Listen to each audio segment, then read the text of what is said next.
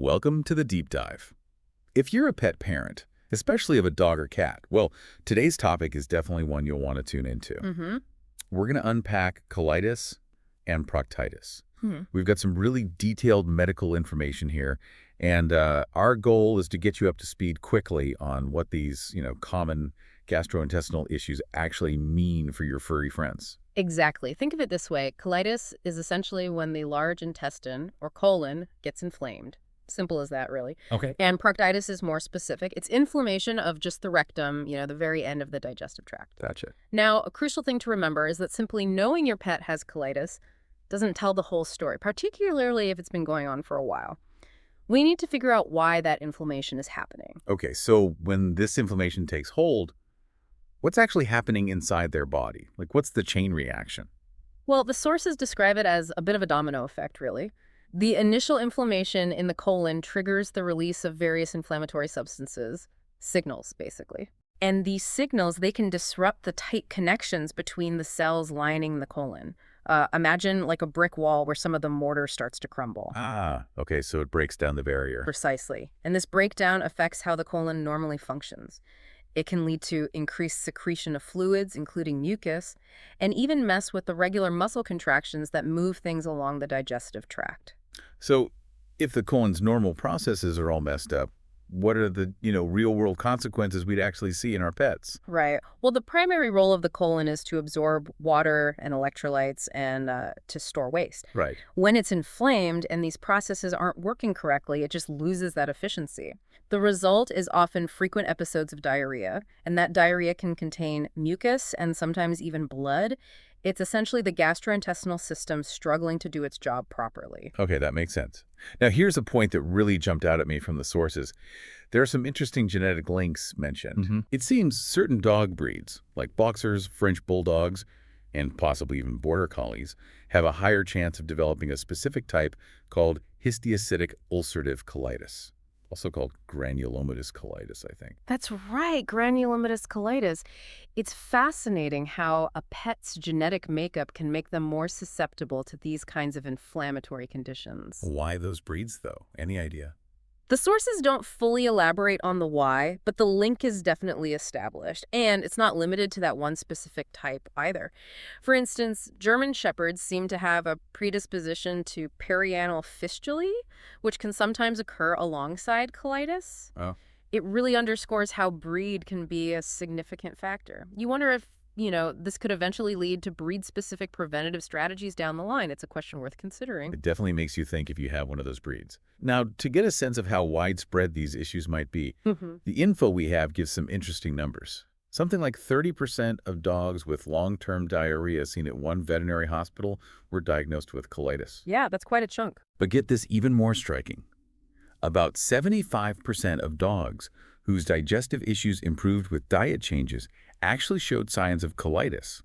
75%. Those figures really suggest that colitis might be more common than we perhaps realize. As the sources point out, many animals experience what's called mixed bowel diarrhea. Meaning both small and large intestine involved. Exactly. And in those cases, the colitis component might not always be the most obvious part of the problem. So it could be a contributing factor in many more cases of digestive upset than we first think. And it's not just a uniform issue across the board, geographically speaking. There's also a location aspect with some of the infectious causes. That's right. For example, pitheosis, which is a type of fungal-like disease, it's more prevalent in the Gulf Coast and Southeast U.S., although it seems to be expanding its reach. Spreading. Yeah.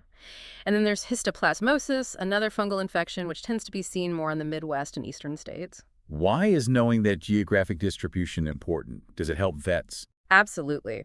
Knowing where an animal has lived or traveled can be a really important piece of the puzzle if a vet suspects an infectious cause.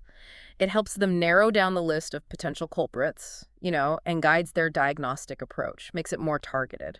Okay, so who are we typically talking about when these conditions arise? Are certain ages or types of pets more prone? Well, unfortunately, colitis and proctitis can affect both dogs and cats, and they can occur at any stage of life, really. Any age? Any age. However, as we mentioned, those breeds with a genetic predisposition, boxers, French bulldogs, maybe border collies, they're more likely to develop that granulomatous colitis. And specifically, younger boxers and French bulldogs, often under the age of 2, are frequently affected by this particular form. Under 2. Wow, that's young. It is. Now let's get down to what pet owners might actually see at home. What are the key sort of historical findings or signs that should make them think, something's not right with my pet's digestion? Yeah, this is what owners usually notice first. The most obvious sign is usually a change in their pet's stool. The consistency can vary quite a bit, from soft to very liquid. Right. But a hallmark of colitis is often an increased frequency of bowel movements, sometimes as many as, say, 6 to 15 times a day. 15 times. Yeah, but usually with only small amounts of feces each time. That's a key difference from small bowel diarrhea. Ah, okay.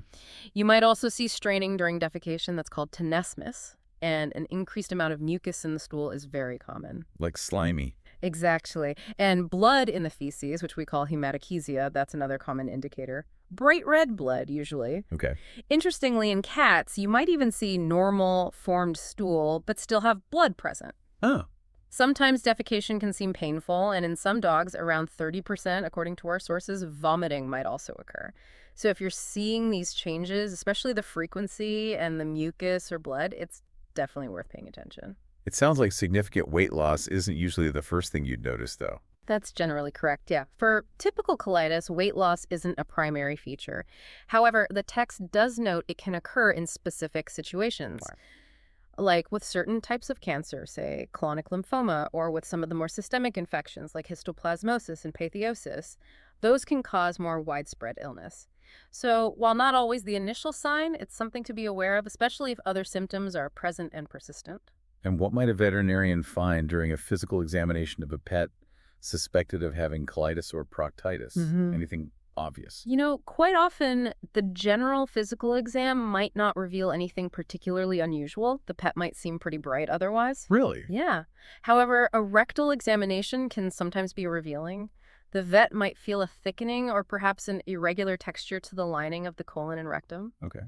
And in dogs with that granulomatous colitis we discussed earlier, they might show more general signs like weight loss and maybe a decreased appetite, more systemic signs. Okay, so we have a picture of what it is and what it might look like.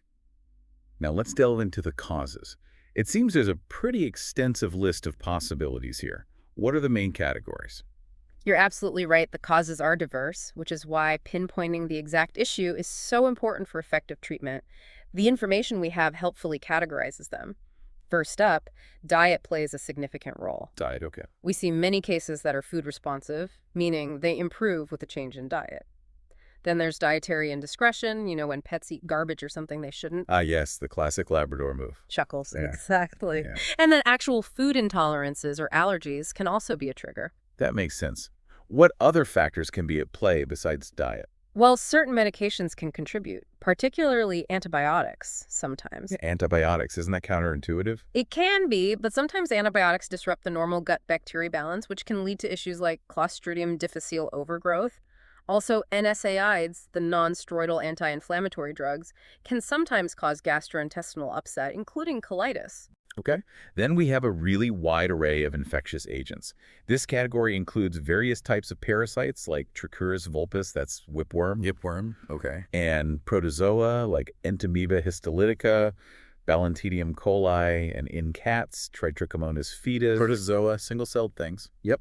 And then there are bacteria like Clostridium perfringens and Clostridium difficile, which we mentioned, also Campylobacter jejuni and Campylobacter coli, and even Yersinia enterocolitica. Wow. And the list continues with fungal-type organisms like Prototheca and Histoplasma capsulatum, and that group that causes pitheosis or phycomycosis.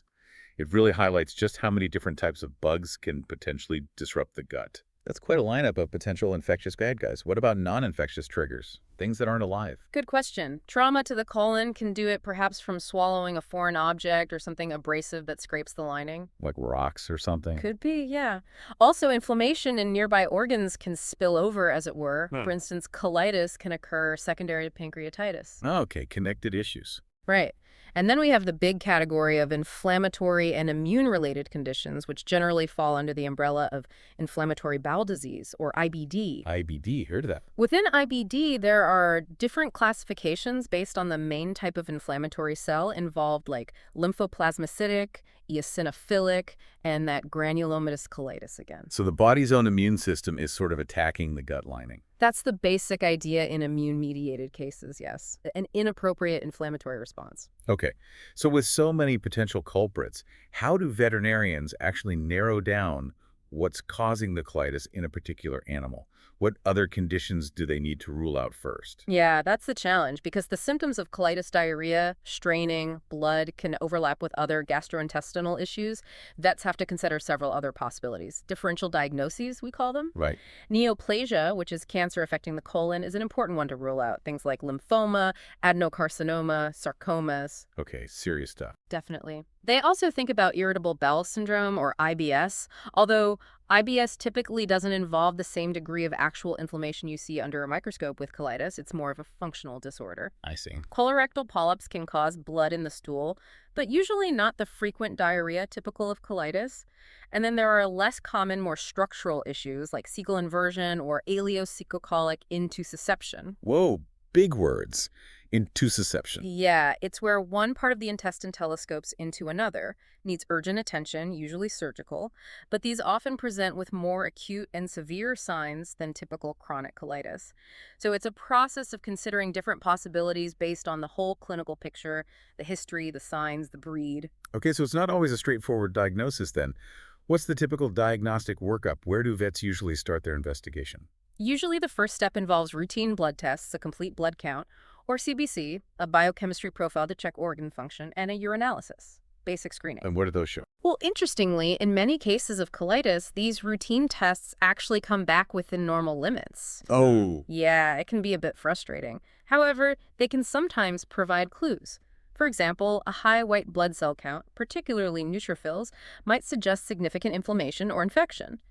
Increased eosinophils could point towards certain types of colitis, maybe parasitic or allergic types. Okay. In chronic cases with blood loss, mild anemia might show up. And some animals, especially cats with long-standing inflammation, can have elevated levels of blood proteins called globulins. So while often normal, these initial tests can provide valuable hints, and they help rule out other systemic diseases. So the basic blood work gives some initial info, maybe rule some things out.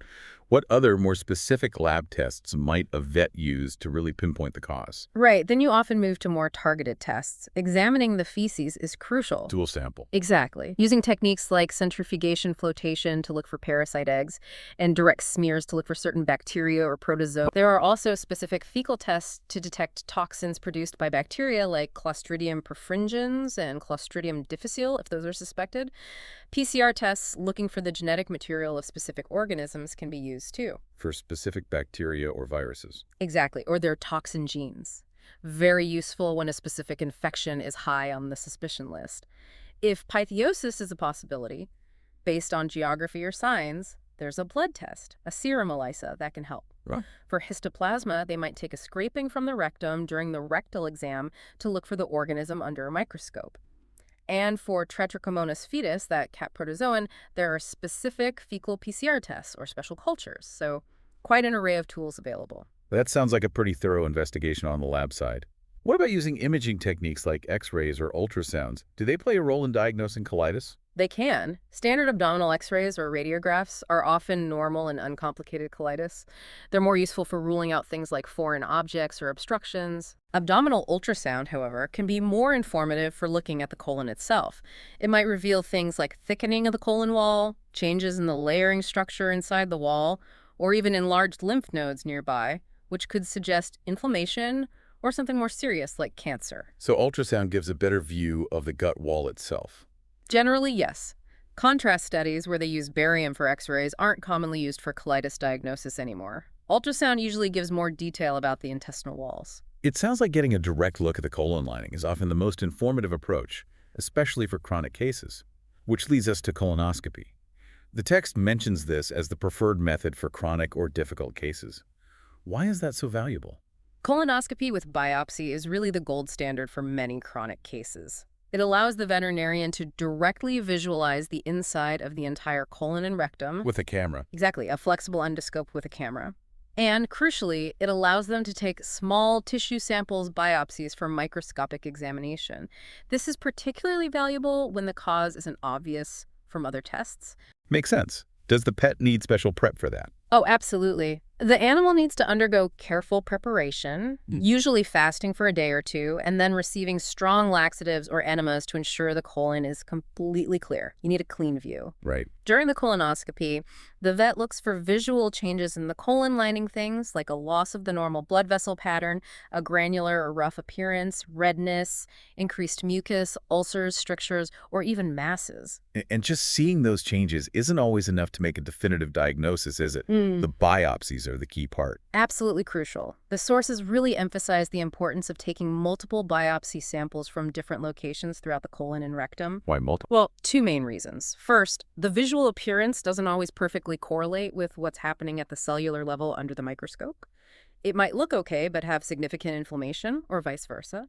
Second, some diseases can affect the colon patchily, different segments might be affected differently.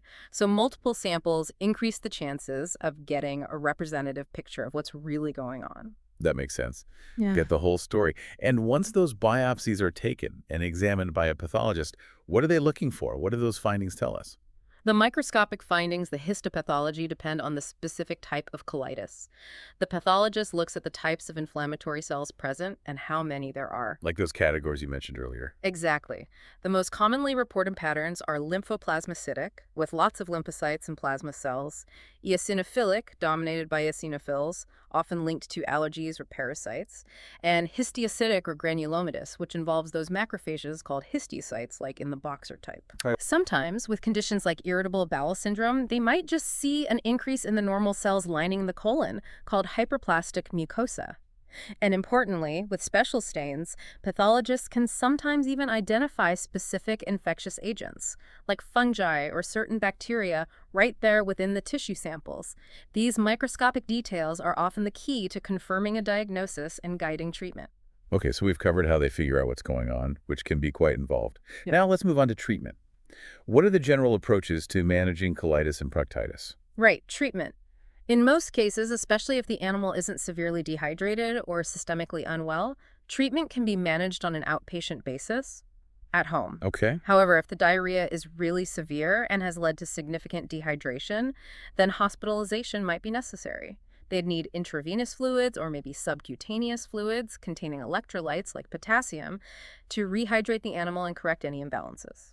What about diet? Sometimes people suggest fasting a pet with digestive upset. Is that recommended for colitis? Interestingly, the text indicates that there's generally no inherent benefit to fasting patients with diarrhea due to colitis, unless there's maybe a specific osmotic component, which is less common. So don't starve them.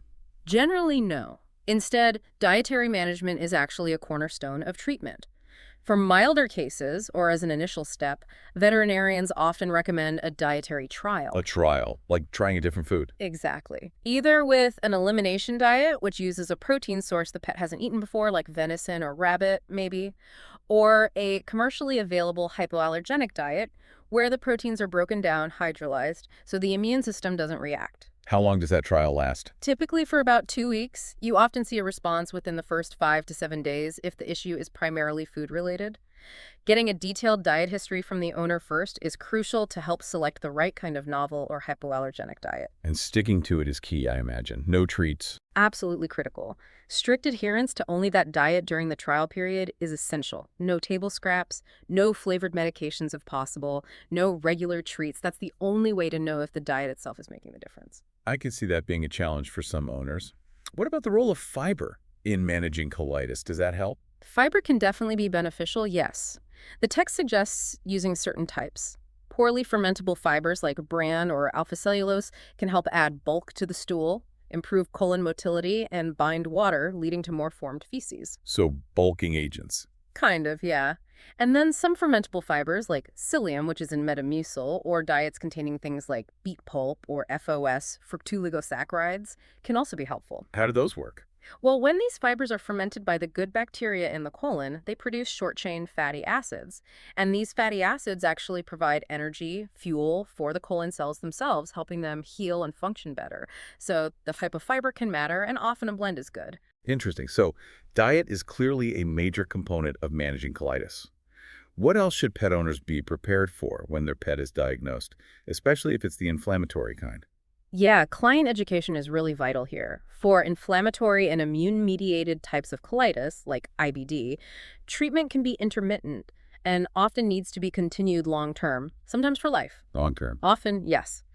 It's important for owners to understand that relapses or flare-ups are possible, especially if they try to reduce or discontinue medications too quickly or without veterinary guidance. So it's often about managing the condition rather than achieving a complete permanent cure. Setting realistic expectations is key. Are there ever situations where surgery might be necessary to address colitis or proctitis? Yes, although it's less common than medical management. There are a few scenarios where surgery might be indicated. If chronic inflammation leads to severe scarring and narrowing strictures of parts of the colon, surgical removal of the affected section might be necessary. This can happen in some severe cases of granulomatous colitis. Also, those mechanical issues we mentioned earlier, like cecal inversion and ileocecocolic intussusception, those require surgical correction. And in cases of certain severe infections, particularly pitheosis or phycomycosis, surgical removal or debulking of the infected tissue is often a really key part of the treatment plan, alongside medication. Okay, now let's talk about the medications that are used. It sounds like there's a wide variety, really depending on what's actually causing the problem. Exactly right. The treatment needs to be tailored. When a specific infectious cause is identified, the treatment is very targeted to that particular organism. Makes sense. So, examples. Okay, so for whipworm infections, Trichuris, the drug of choice, is typically fenbendazole, given for several days. For protozoal infections like entamoeba and Balantidium, metronidazole is commonly used. If tronidazole, that's an antibiotic too, right? It is, but it also has activity against certain protozoa and some anti-inflammatory effects in the gut. For Trichomonas fetus infections in cats, a different drug called ronidazole is often required, and it needs careful handling. Okay. What about bacterial issues? For certain bacterial overgrowths or infections like Clostridium perfringens and Clostridium difficile, metronidazole or another antibiotic called tylosin can be effective. Ampicillin or amoxicillin might also be used for C. perfringens. For Campylobacter infections, antibiotics like erythromycin or azithromycin might be prescribed. If Yersinia is suspected, culture and sensitivity testing are usually done first to pick the best antibiotic. And the fungal ones. Right. Unfortunately, there's currently no known effective treatment for Prototheca infections, that algal organism. For fungal infections like histoplasma, antifungal medications such as itraconazole or sometimes amphotericin B are used, often for extended periods like several months. Months, wow. Yes, it takes time to clear those. And for pitheosis, it's often a combination of antifungal drugs like itraconazole and terbinafine, frequently used along with surgery, as we said. So it's really a specific approach based on identifying the invader. That's a lot of specific medications, just for the different bugs. What about when the colitis is thought to be inflammatory or immune-related, like IBD? What kind of medications are used then? Good question. In those cases, the goal is different. It's to reduce the inflammation and suppress that overactive immune response. Sulfasalazine is one medication that can be used. It has anti-inflammatory effects specifically in the colon, Okay. but it needs to be used with caution, especially in cats, as they can be sensitive to the salicylate component. It can cause things like dry eye, so monitoring is needed. Got it. What else? Corticosteroids, like prednisone in dogs and prednisolone in cats, are very commonly used. They're powerful anti-inflammatories and work pretty quickly, usually started at a higher dose to get the inflammation under control, and then gradually tapered down to the lowest effective dose for long-term maintenance if needed. Steroids, right. Then there are stronger immunosuppressant drugs for more severe or refractory cases. Azathioprine is one used in dogs, but it can be quite toxic to cats' bone marrow, so it's generally avoided in cats. Okay. Dog-specific then, mostly. Mostly, yeah.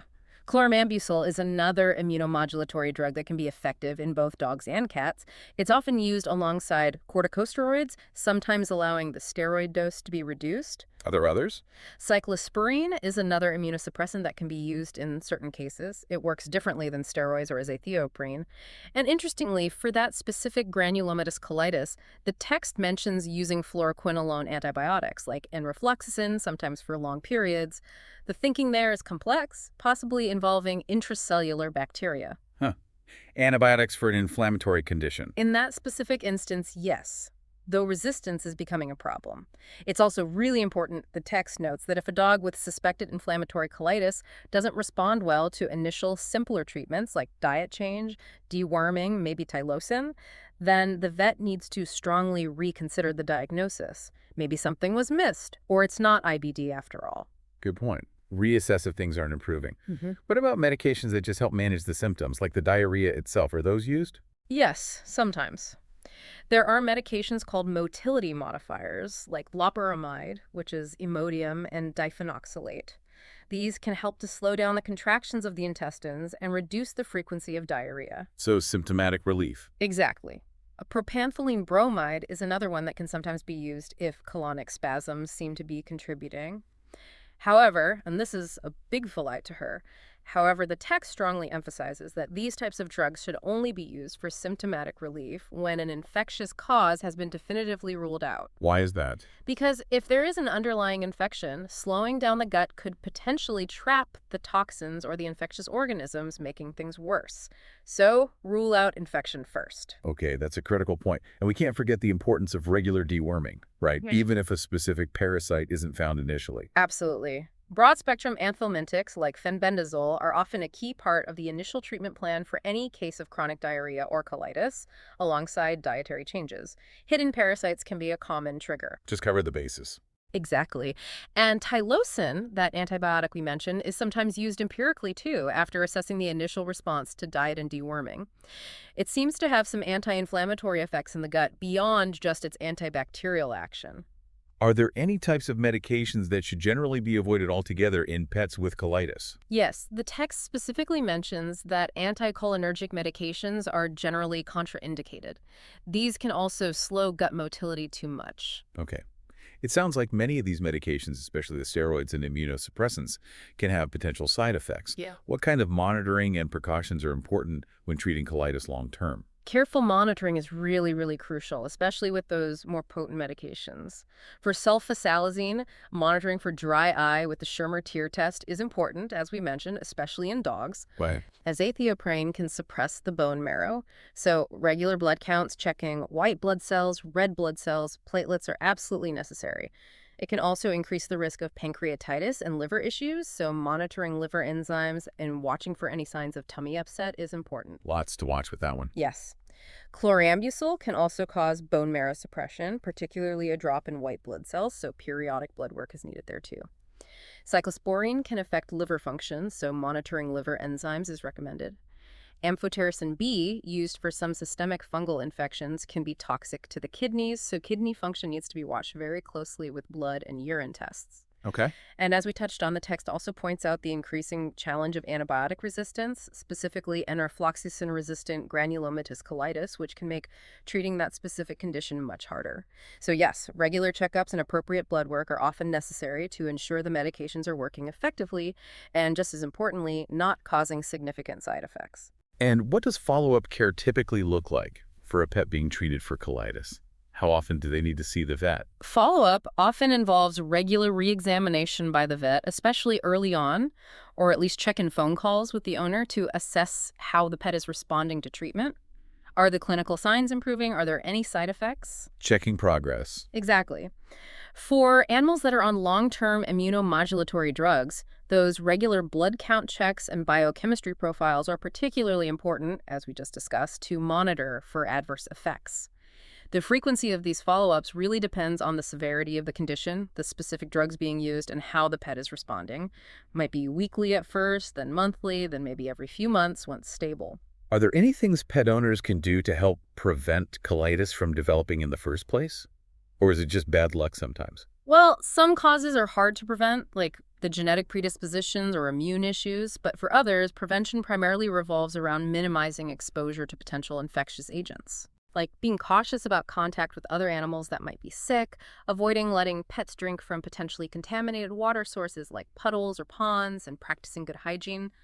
Also, being mindful of environments where certain infectious organisms might be prevalent, like avoiding dog parks if there's an outbreak of something. Okay. And as we discussed with diet, avoiding sudden and drastic changes in food is generally a good practice to help maintain a healthy, stable gut microbiome.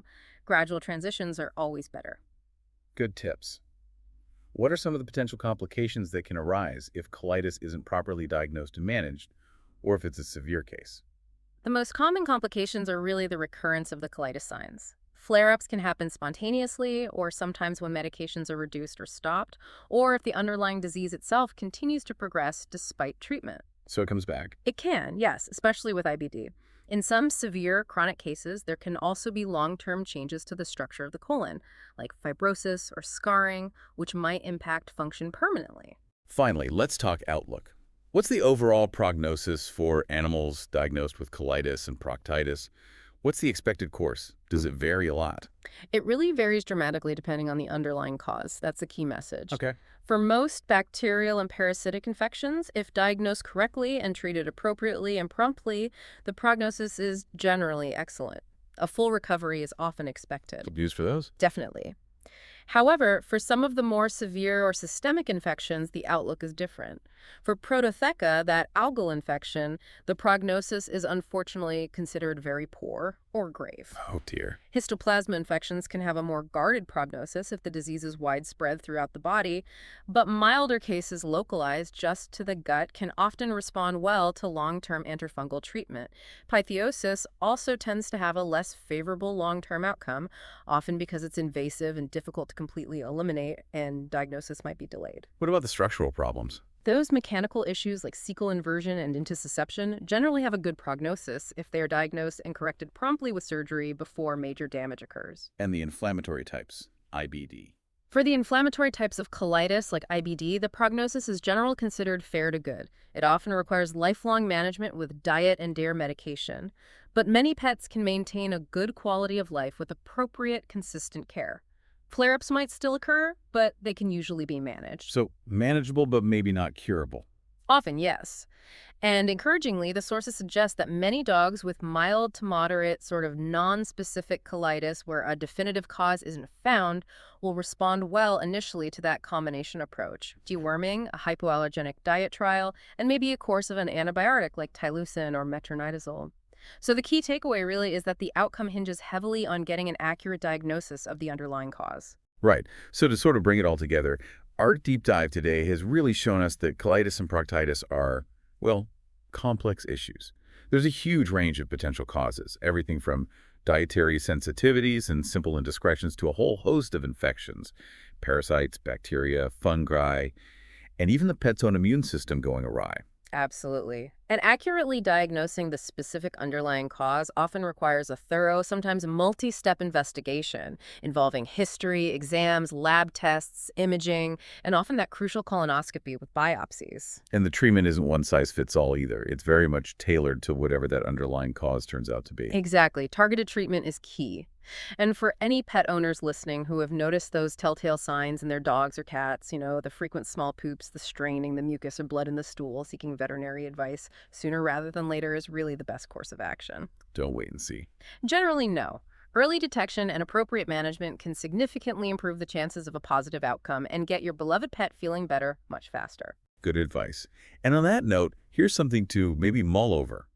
Considering this vast array of potential triggers for colitis and proctitis, and recognizing the incredibly important role we now know the gut microbiome plays in overall health, what other influences, maybe beyond the ones we've even discussed today, do you think might play a role in tipping the balance toward these inflammatory conditions? Things like stress, environment, maybe early life factors. It's definitely a complex area with probably a lot left to explore. A very complex and fascinating area indeed. Lots still to learn. Well, thanks for joining us for this deep dive into colitis and proctitis. Hopefully this gives you a much clearer picture of these common conditions.